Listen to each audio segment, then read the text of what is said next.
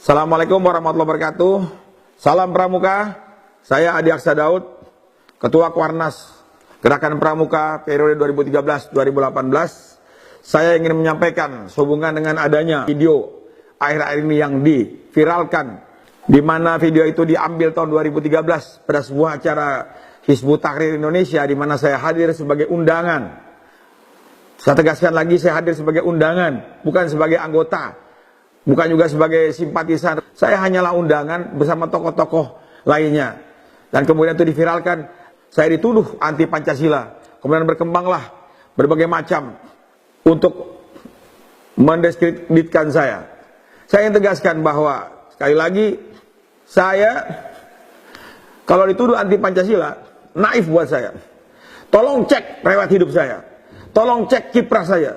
Sejak saya mahasiswa, Ketua Senat Mahasiswa, kemudian saya masuk organisasi, saya masuk kemudian KNPI, saya Ketua KNPI Jakarta Pusat, saya Ketua KNPI Jakarta, saya Ketua DPP KNPI, Ketua Umum DPP KNPI, sampai saya kemudian menjadi Menpora 5 tahun. Semua kursus saya sudah lalui. Saya ikut bela negara, kader P4 tingkat nasional, saya ikut Tarpatnas, saya ikut Suspatnas, bahkan Lemhanas Pemuda saya sudah ikuti. Apakah betul dan sungguh kejinya kalau saya dituduh anti Pancasila dan Undang-Undang Dasar 45? Saya ingin tegaskan bahwa ketika saya jadi Ketua Umum KNPI tahun 99, ketika awal-awal reformasi, orang berbicara tentang bentuk negara yang akan berubah menjadi negara serikat ataupun negara federasi, saya mengambil inisiatif sebagai Ketua Umum DPP KNPI waktu itu. Saya kumpulkan para tokoh-tokoh nasional yang ada di Indonesia, di Jakarta pada saat itu. Hadir Pak Susilo Bambang Yudhoyono, hadir Pak Wiranto, hadir almarhum Bang Ali, hadir Pak Amin Rais, bersama-sama membubuhkan tanda tangan Pak Aim Fatwa dan sebagainya, 100 tokoh untuk kebulatan tekad NKRI harga mati. Dan saya minta kepada saudara saya Dharma Oratmangun membuat sebuah lagu berjudul Jangan Robek Merah Putihku. Itu awal reformasi, dan tanda tangan itu terpatri di DPP KNPI hanya karena saya hadir di acara perhelatan Hizbut Tahrir yang saya pikir dalam benak saya adalah gerakan dakwah, ya.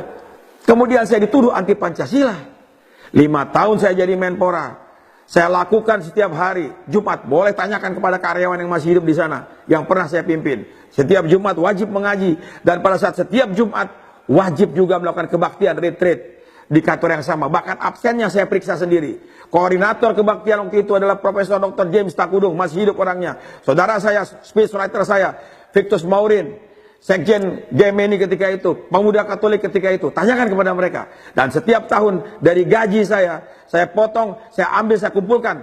Saya berikan pada 2 orang untuk naik haji, yang haji. 1 orang yang Katolik saya kirimkan ke Lourdes, 1 orang yang Kristen saya kirimkan untuk ke Tanah Suci mereka di Yerusalem.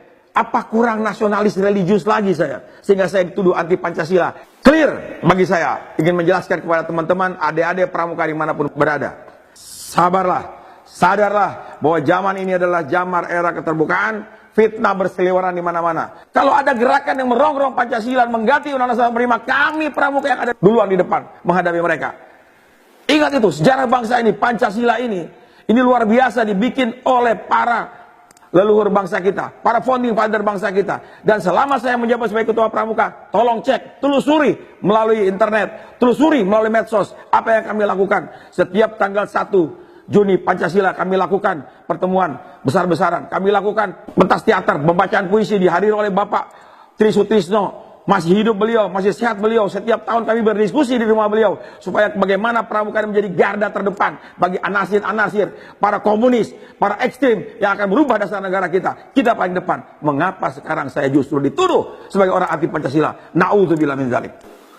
Sebagai seorang yang nasionalis religius, saya pasti mendukung setiap gerakan-gerakan keagamaan yang membangun jiwa generasi muda Indonesia. Kalau saya diundang, saya akan hadir. Dan ketika saya diundang tahun 2013 yang lalu sebagai undangan, sekali lagi sebagai undangan, bukan sebagai simpatisan, apalagi sebagai anggota.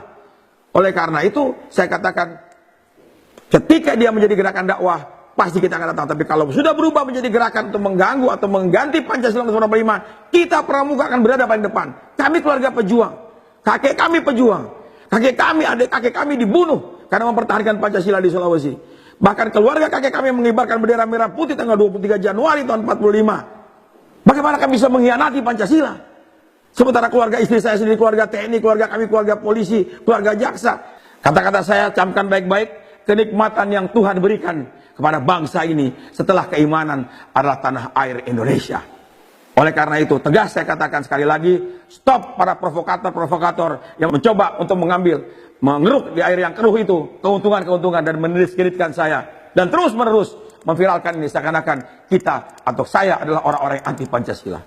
Sekali lagi saya katakan, bangsa ini sebagai bangsa yang nasionalis religius bisa merdeka karena dengan dua kata. Yang pertama merdeka dan yang kedua adalah Allahu Akbar. Itu adalah nasionalisme religius yang kita miliki. Moto hidup saya, hidup hanya sekali, gunakan untuk mengabdi kepada Ilahi Rabbi dan membangun negeri Indonesia tercinta ini agar tidak menyesal nanti surga tujuan abadi. Merdeka, salam pramuka. Saya Diaksa Daud. Assalamualaikum warahmatullahi wabarakatuh.